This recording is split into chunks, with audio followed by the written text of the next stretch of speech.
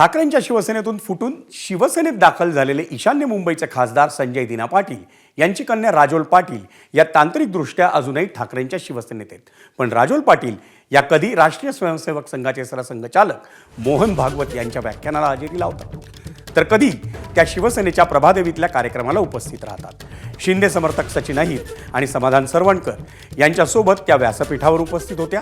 राजोल पाटील यांचं तळ्यात मळ्यात सुरू असताना त्यांच्या मतदारसंघात मनसेच्या अनिशा माजगावकर पुन्हा सक्रिय होताना दिसत आहेत. मुंबई महापालिका निवडणुकीत ठाकरेंच्या शिवसेनेनं प्रभाग क्रमांक 114 हा राजोल पाटील यांच्यासाठी प्रतिष्ठेचा केला होता. ती निवडणूक ठाकरेंची शिवसेना आणि मनसेनं युतीत लढवली होती. त्यामुळे मनसेच्या अनिशा माजगावकर यांना निवडणुकीचं तिकीट मिळालं नव्हतं.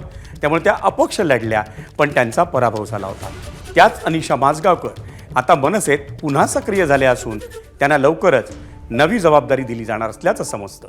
मनसे अध्यक्ष राज ठाकरे यांच्या शिवतीर्थ निवासस्थानी आयोजित बैठकीला त्यांनी आज उपस्थिती राखली होती.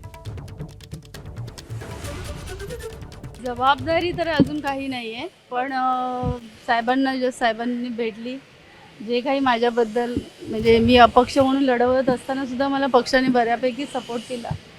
आणि जे काही काम चालूच होतं माझं, मी कुठला पक्ष जॉईन केला नव्हता की पक्ष सोडला नव्हता. साहेबांचा एक मनसैनिक म्हणून माझं काम आताही चालू आहे.